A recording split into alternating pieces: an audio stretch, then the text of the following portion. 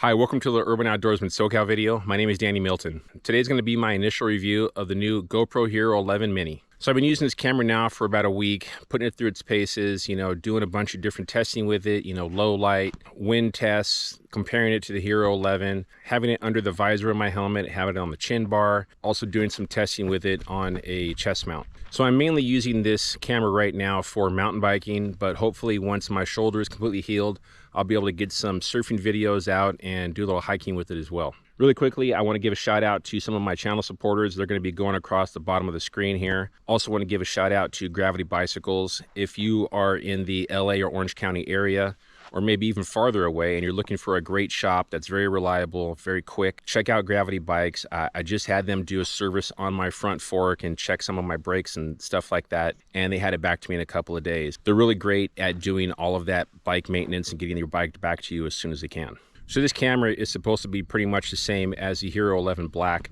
So I'm doing all this testing to see if I can get the same exact image that I like when I'm on my mountain bike. When I'm going down the trail, I want to be able to see my handlebars and front tire in the bottom part of the screen. I also want to be able to see plenty of the trail. And also I like to have a little bit of the sky or the horizon in the distance. That way it kind of levels the picture out and you don't get, seasick just looking at the turns, back and forth through the camera itself. So something new in the Hero 11 series is the ability to use the 8x7 format.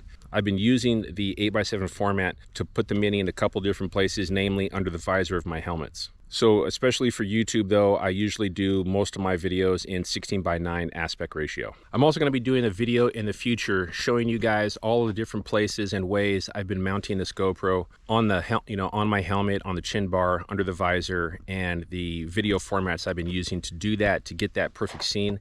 So definitely stay tuned for that video. I've been testing using a bunch of different lenses. In that 8x7 aspect ratio, you can only use wide. I've also been using the Hyperview as well. Another new challenge with the Hero 11 Mini is covering the mics, because it's a different shape than the Hero 11. The mics are in a different place. There's one on the front to the right of the lens. There's one on top. And supposedly, according to someone who commented on my first video, there's a microphone on the back, but I was always under the assumption that those are just speaker holes. So I've already posted one video using Hero 11. If you want to see that video, click that link right there. Looking at a lot of that footage, I'm really happy with the image and the video that I'm getting out of the Hero 11 Mini. The stabilization is just rock solid, just like you would expect from any type of GoPro camera. Going down the chunkiest of chunk trails and then also going down jump lines.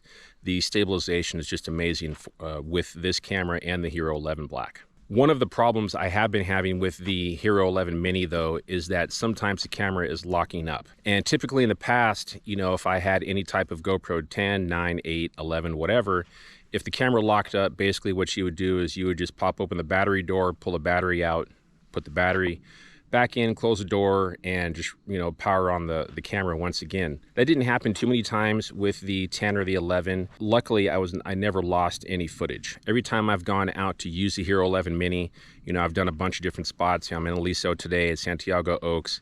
The camera has locked up on me at least once, anywhere to up to 3 times during a couple hour span. So basically the way I take care of that lockup with the Mini is just hold the power button on the front of the camera for about 10 to 15 seconds.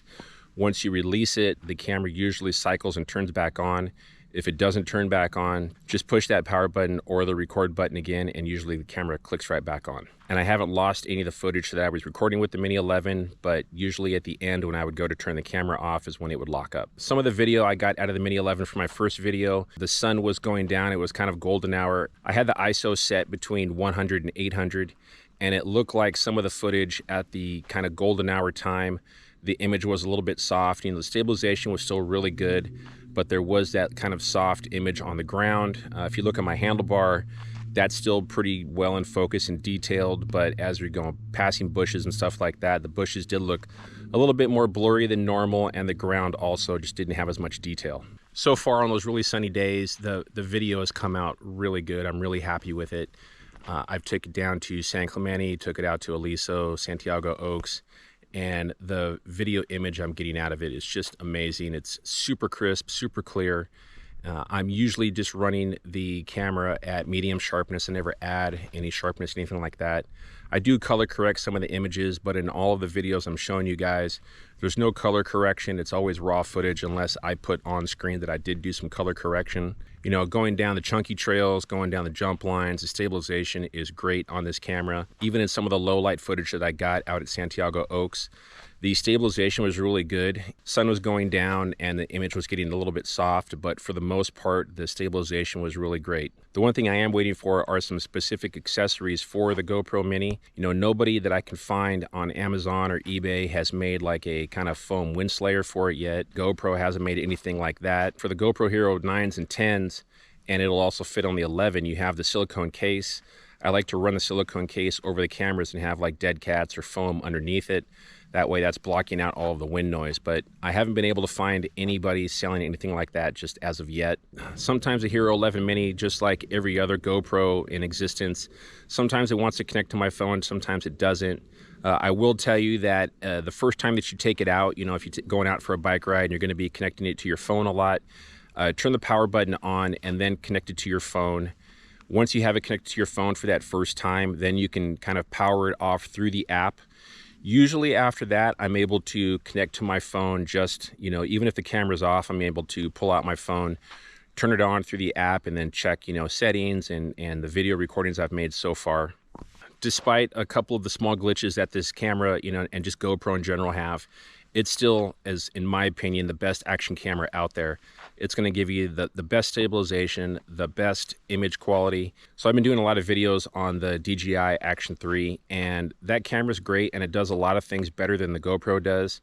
But as far as my opinion goes, the most important thing is image quality, sound, and stabilization. And GoPro beats the DJI camera in 2, probably 3 of those categories. Okay, thanks so much for watching. I really appreciate it. Make sure you do all that fun stuff for me, please. Smash that like button, share, comment, definitely subscribe to the channel. Once you are subscribed, make sure you click that bell notification so you do get notified when new videos come out. All right, last but not least, click on one of the boxes in the corners. One will take you to probably a GoPro playlist, another to a favorite video, and you can click the logo in that corner, the Urban Outdoorsman SoCal logo, to subscribe. Thanks a lot.